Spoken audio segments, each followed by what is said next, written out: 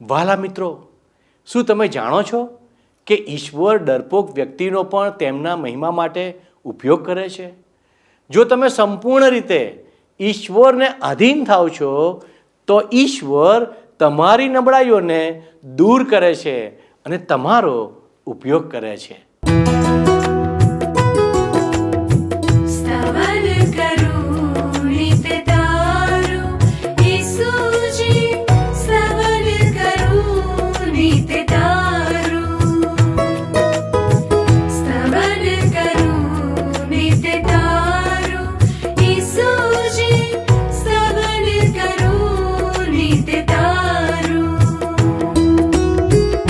आज सवारे साध सुनी तो महिमा करूं प्रभु तारो, महिमा करूं प्रभु तारो, स्तवन करूं नित तारो.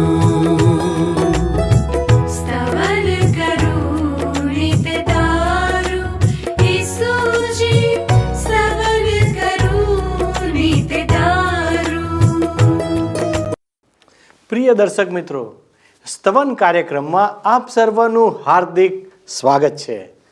ઈશ્વરના સત્યનું જ્ઞાન આપણને સર્વ પ્રકારના બંધનોથી મુક્તિ અપાવે છે.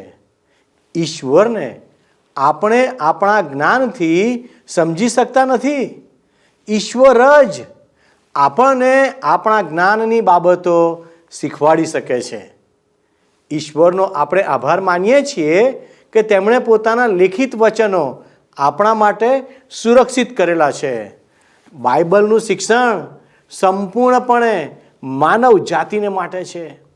ઈશ્વરે વ્યક્તિગત જીવનો, જગતના શાસનકર્તાઓ, જગતની પ્રજાઓ, ગરીબો અને અમીરો, શિક્ષિત અને અશિક્ષિત એમ તમામ પ્રકારના લોકોને દિશા સૂચનો પૂરા પાડ્યા છે. આપણે ઈશ્વરનો ખૂબ જ નજીકથી અનુભવ કરી શકીએ છીએ. તેથી આપણે આ કાર્યક્રમમાં બાઇબલનો ક્રમાનુસાર અભ્યાસ કરી રહ્યા છીએ કે આપણે ઈશ્વરની ગતિવિધિઓને સમજી શકીએ. કારણ કે તેમની ગતિવિધિઓને ન જાણવાને કારણે આપણે ઈશ્વરની યોજનાઓ વિરુદ્ધ કાર્ય કરીએ છીએ અને તે કારણથી આપણે અનઅપેક્ષિત સમસ્યાઓનો સામનો કરતા હોઈએ છીએ. જ્યારે ઈશ્વર આપણા વતી કાર્ય કરે છે તો કોઈ પણ સંકટ કે દુઃખ આપણા પર હાવી થઈ શકતા નથી. ઈશ્વરમાં આપણે પણ સામર્થ્યવાન બની જઈએ છીએ.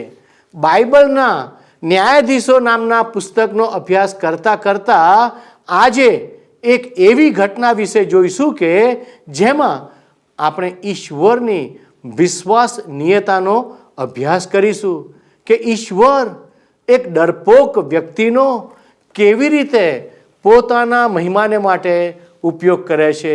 તો વહાલા દર્શક મિત્રો, આવો અભ્યાસમાં આગળ વધીએ. વહાલા મિત્ર, આજે મિત્ર આપણે બાઇબલમાં જૂના કરારના વિભાગમાં આવેલ ન્યાયાધીશોના પુસ્તકના 7મા અને 8મા એમ 2 અધ્યાયોનો અભ્યાસ કરવા માંગીએ છીએ.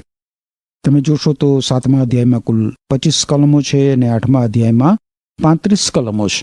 હવે તમે મારી સાથે સાથે ન્યાયાધીશોના પુસ્તકના 7મા અધ્યાયની પ્રથમ 2 કલમો જુઓ.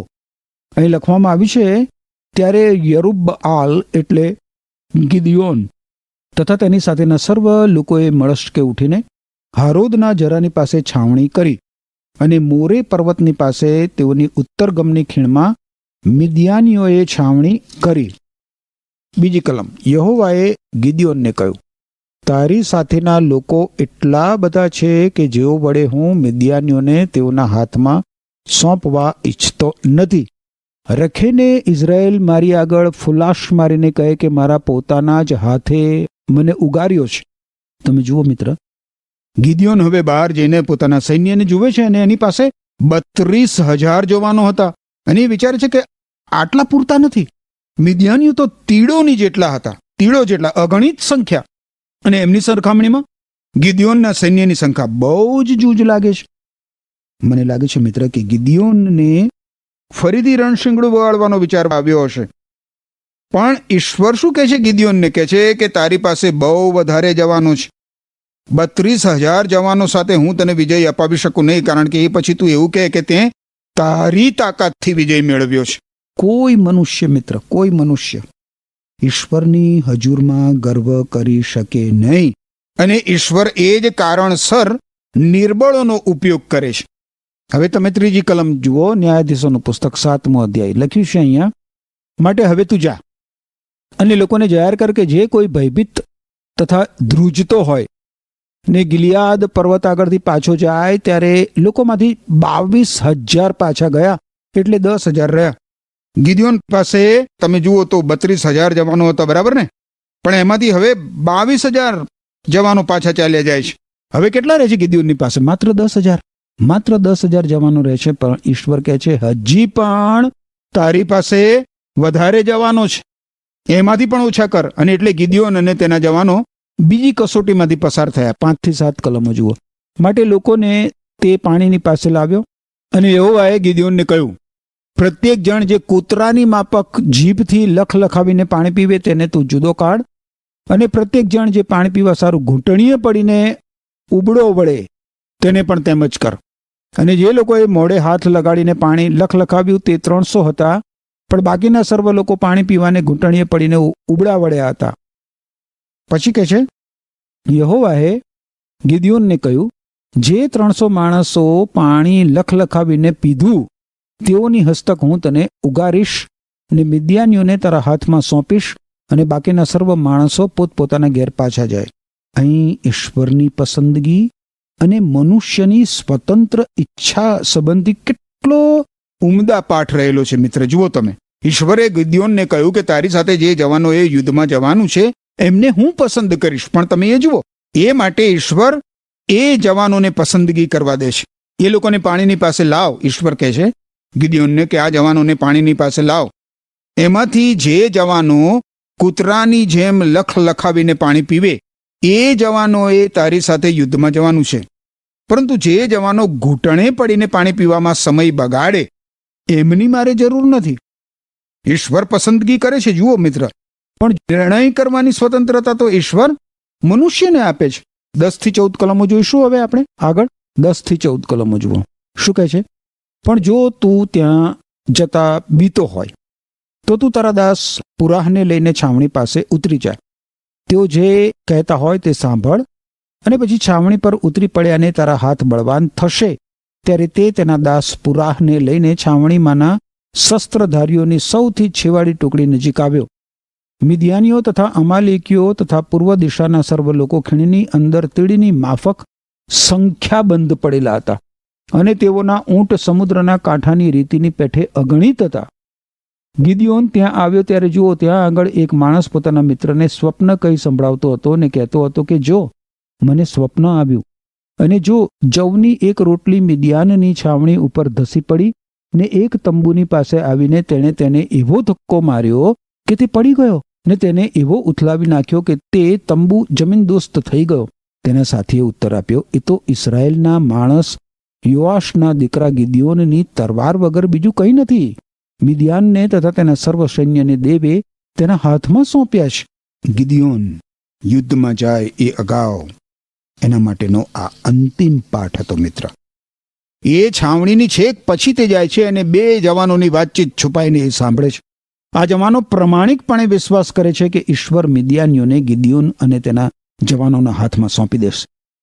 યુદ્ધ અગાઉ તમે જુઓ મિત્ર, ઈશ્વર ગિદિયોનને ઉત્તેજન આપવા માટે આ વાર્તાલાપ સાંભળવાની પરવાનગી આપે છે.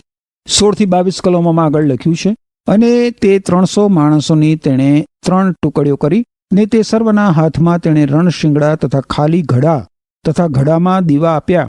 પછી તેણે તેઓને કહ્યું, તમે મારી તરફ નજર રાખીને હું કરું તેમ કરજો. અને જુઓ, જ્યારે હું છાવણીના સાથી છેવાડા ભાગ આગળ જઈ પહોંચું ત્યારે જેમ હું કરું છું તેમ તમે પણ કરજો.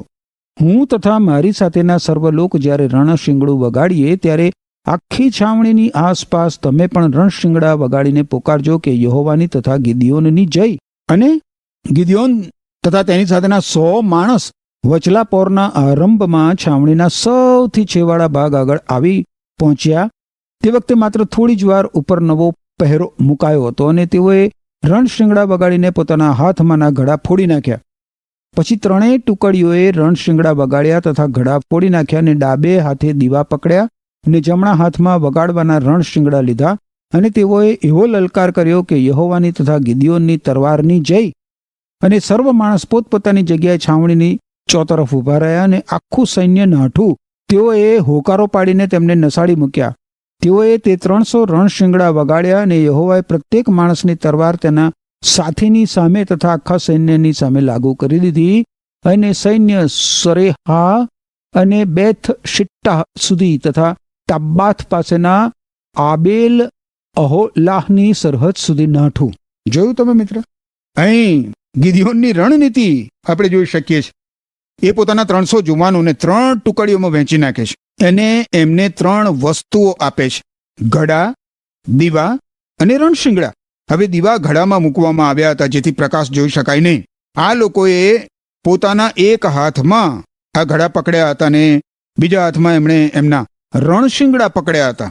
હવે આ લોકો જ્યારે યુદ્ધમાં ગયા ત્યારે એમણે પોકાર કર્યો કે ઈશ્વરની અને ગિદિયોનની તલવારની જય. પણ રસિક બાબત એ છે મિત્ર કે ગિદિયોનની પાસે તો તલવાર જ નહોતી અને એના 300 જવાનોમાંથી એક પણ જવાન પાસે તલવાર નહોતી અને એટલે ગિદિયોનની રણનીતિમાં ઘડા, દીવા અને રણશિંગડા હતા. આપણે અગાઉ જોઈ ગયા છે મિત્ર, એ પ્રમાણે મિદિયાનીઓ અને અમાલેકીઓ અરણ્યમાં વિચરતી જાતિઓ હતા. એમણે ઇઝરાયેલી લોકોના વિસ્તાર ઉપર હુમલો કર્યો હતો અને એમના અનાજ, પાણી તથા ચીજ વસ્તુઓ લૂંટી લીધી હતી. પણ એ લોકો અસ્તવ્યસ્ત હતા. એમણે એમની છાવણી ઉપર થોડાક પહેરાગીરો બેસાડ્યા હતા, પણ એ સિવાય એના બીજા બધા લોકો તો અહીં ત્યાં ઊંઘી ગયા હતા. હવે એમના ઉપર રાત્રે હુમલો થાય એવી તો એમણે ધારણા પણ કરી નહોતી. અને એટલે ગિદિયોને દુશ્મનની છાવણી ઉપર પોતાના 300 માણસોના 3 જૂથોને મૂકી દીધા.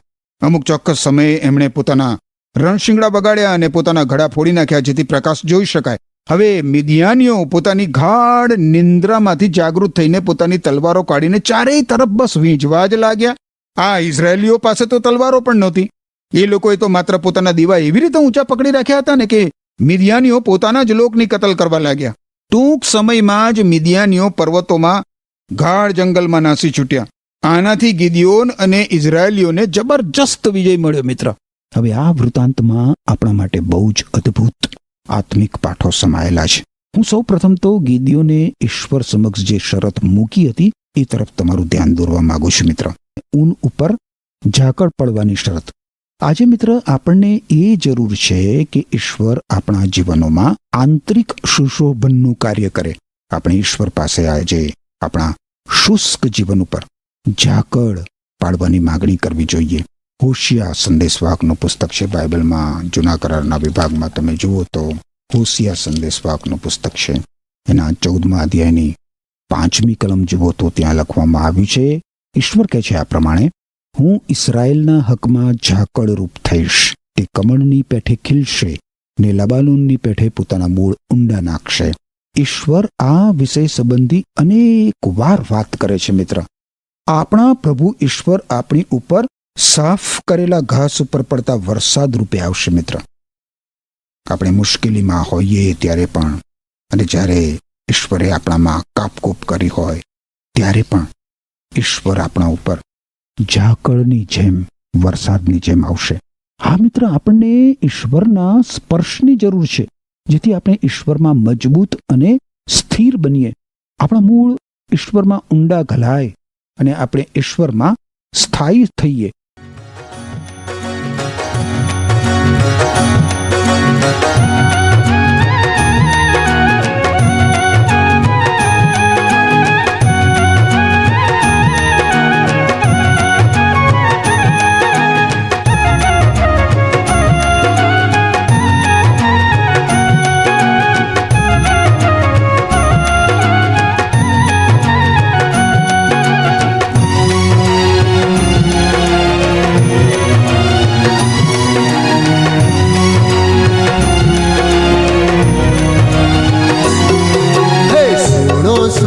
ત્રાતાની આ વાત જો, કારણના ભોજનમાં સૌને નોતરો.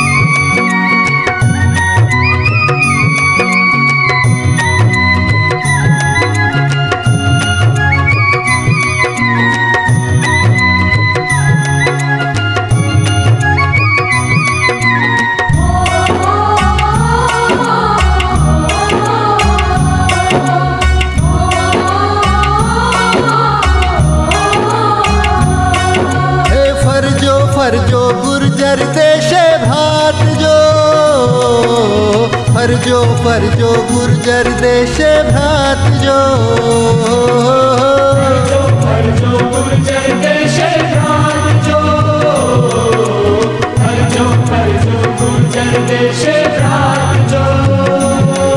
હે ફરજો ફરજો ગુર્જર દેશે ભાતજો, કારણના ભોજનમાં સૌને નોતરો.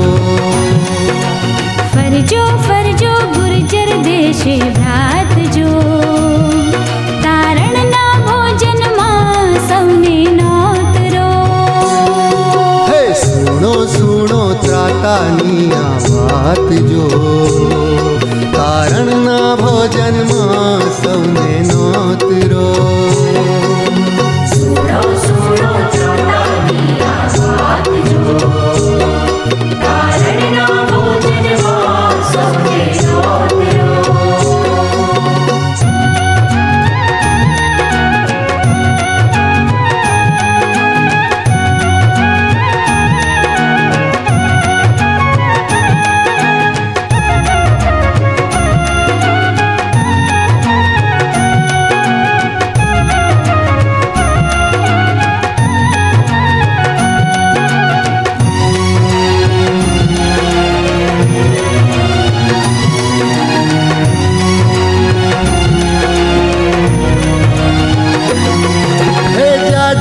જાજો શહેરોને સૌ ગામજો,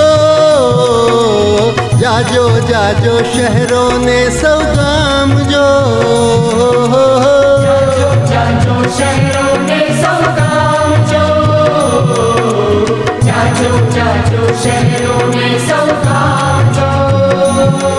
હે જાજો જાજો શહેરોને સૌ ગામજો, કારણના ભોજનમાં સૌને નોતરો. જાજો જાજો શહેરોને સૌ ગામજો, તારણના ભોજનમાં સૌને નોતરો. હે સુણો સુણો ત્રાતાની આ વાત જો, કારણના ભોજનમાં સૌને નોતરો.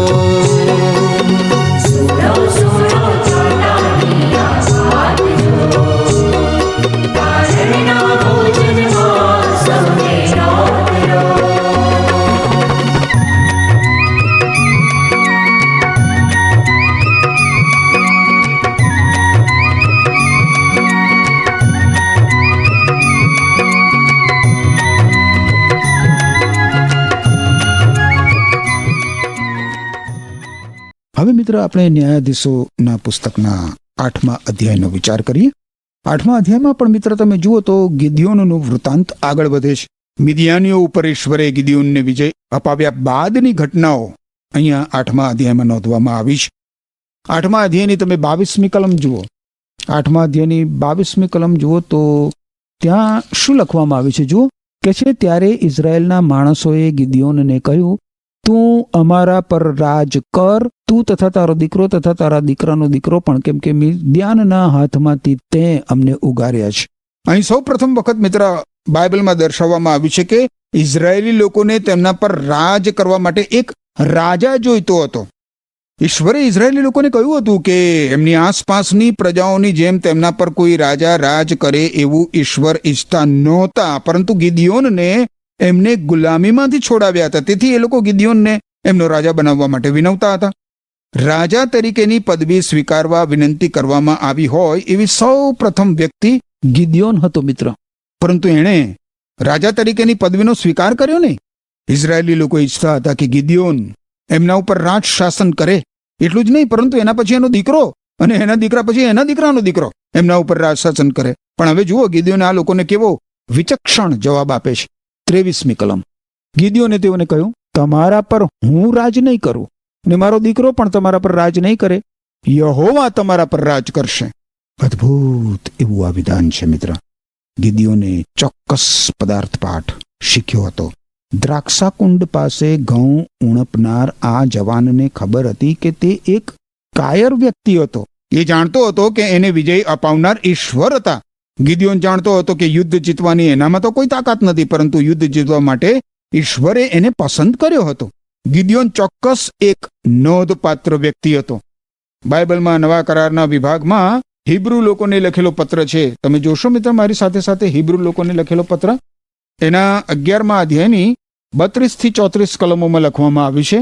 ગિદિયોન, બારાક, સામશુન, યિફ્તા, દાવીદ, શમુએલ અને ઈશ્વરના સંદેશવાહકોએ સર્વ વિષય કહેવાનો મારી પાસે પૂરતો સમય નથી. તેઓએ વિશ્વાસ દ્વારા સામ્રાજ્ય જીત્યા. તેઓએ જે સત્ય હતું તે કર્યું અને ઈશ્વરના વચનો પૂરા થતા જોયા. તેમણે સિંહોના મુખ બંધ કર્યા, ભડભડતા અગ્નિને હોલવી નાખ્યો. તેઓ તલવારની ધારથી બચી ગયા. તેઓ નિર્બળ હતા છતાં બળવાન બન્યા. તેઓએ યુદ્ધમાં શૂરવીરતા દાખવી અને પરદેશી લશ્કરોને હાર આપી. ગિદિયોનનું પાત્ર આપણને શીખવે છે મિત્ર કે જે વ્યક્તિ ઈશ્વરની રીતે ઈશ્વર દ્વારા ઉપયોગમાં આવવા ઈચ્છે છે એનો ઉપયોગ ઈશ્વર કરે જ છે. હવે તમે મિત્ર મારી સાથે સાથે ન્યાયાધીશોના પુસ્તકના 8મા અધ્યાયની 30 અને 31 કલમો જુઓ. શું લખ્યું છે અહીંયા? ગિદિયોન પેટે 70 દીકરા થયા હતા, કેમ કે તેણે ઘણી સ્ત્રીઓ હતી. વળી શખેમમાં તેની એક ઉપપત્ની હતી, તેને પેટે પણ એક દીકરો થયો. તેનું નામ તેણે અબીમેલેખ પાડ્યો. ગિદિયોનને અનેક પત્નીઓ હતી અને એ ઉપરાંત એક ઉપપત્ની પણ હતી. ગિદિયોનના જીવન ઉપર માત્ર આ એક ખરેખરો ડાઘ હતો. ગિદિયોને જે કર્યું તેની ઈશ્વરે સરાહના કરી નથી મિત્ર. એનો વૃત્તાંત સ્પષ્ટ કરે છે કે એના કૃત્યોને કારણે ઇઝરાયેલ રાષ્ટ્ર ઉપર સંકટો આવી પડ્યા. આગામી અધ્યાય આ બાબત સ્પષ્ટ કરે છે. ઈશ્વરે ઇઝરાયેલી પ્રજાને અન્ય જાતિઓ સાથે આંતરલગ્નો કરવાની મનાઈ ફરમાવી હતી. અવારનવાર ઈશ્વરે ઇઝરાયેલી લોકોને બહુપત્નીત્વની મનાઈ ફરમાવી હતી. ઈશ્વરે આદમ માટે અનેક હવાઓનું સર્જન નહોતું કર્યું મિત્ર, માત્ર એક જ હવાનું સર્જન કર્યું હતું. ઈશ્વરે આદમની બધી જ પાંસળીઓ કાઢી લીધી નથી. ઈશ્વરે તો માત્ર એક જ પાંસળી કાઢી હતી. તમને યાદ હશે મિત્ર કે ઇબ્રાહિમે હાગાર નામની ઉપપત્ની લીધી હતી અને એનાથી કેટલી બધી મુશ્કેલીઓ સર્જાઈ હતી. અને એટલે ઈશ્વરે ક્યારેય બહુપત્નીત્વની પરવાનગી આપી જ નથી. હવે આપણે આગળ વધીએ.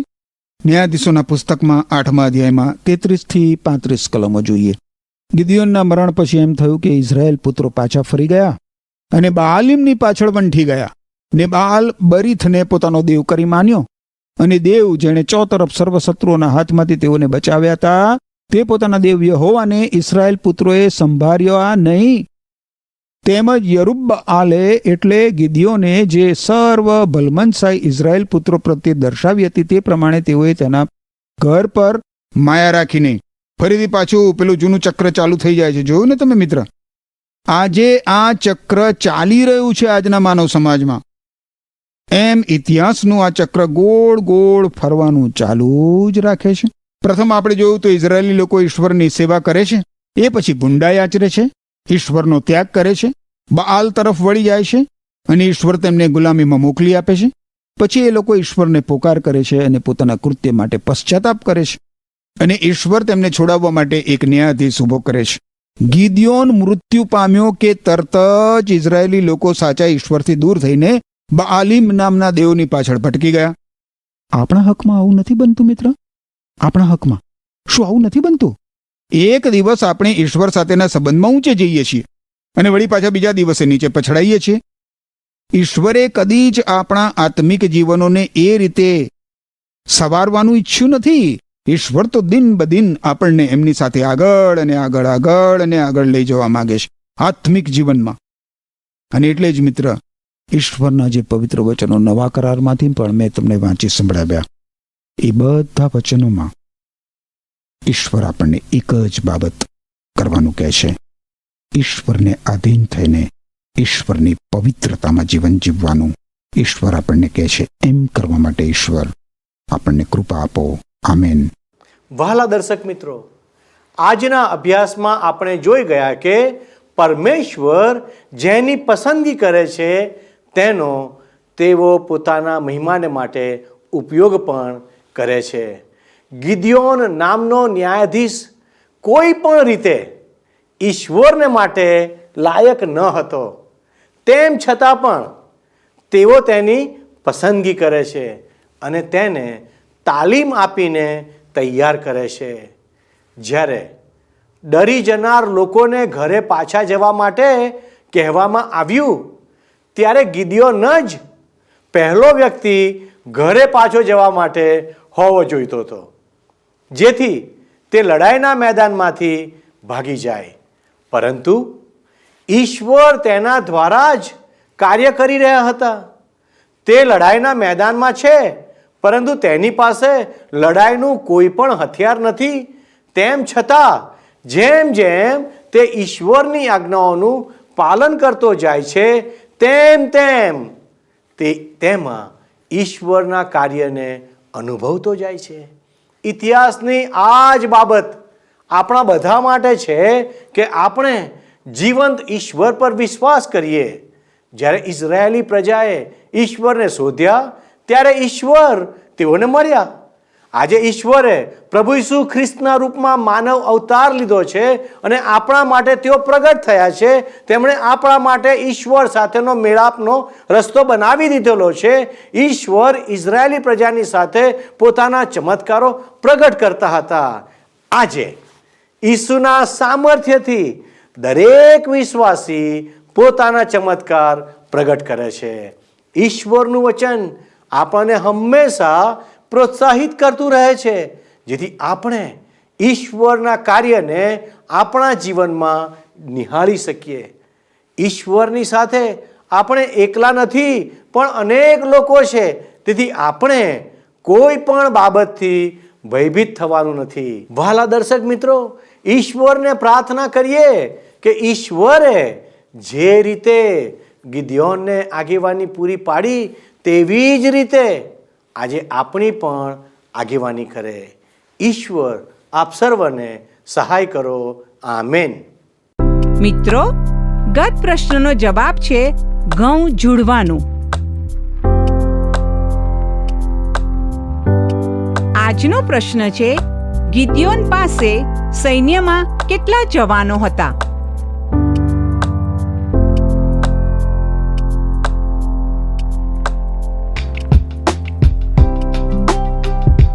જવાબ આપે સ્ક્રીન પર દર્શાવેલ વોટ્સએપ નંબર પર આપવાનો રહેશે. કાર્યક્રમ દરમિયાન પૂછેલા પ્રશ્નનો સાચો જવાબ આપનાર વિજેતાઓના નામ દર મહિનાના પ્રથમ સોમવારે જાહેર કરવામાં આવશે.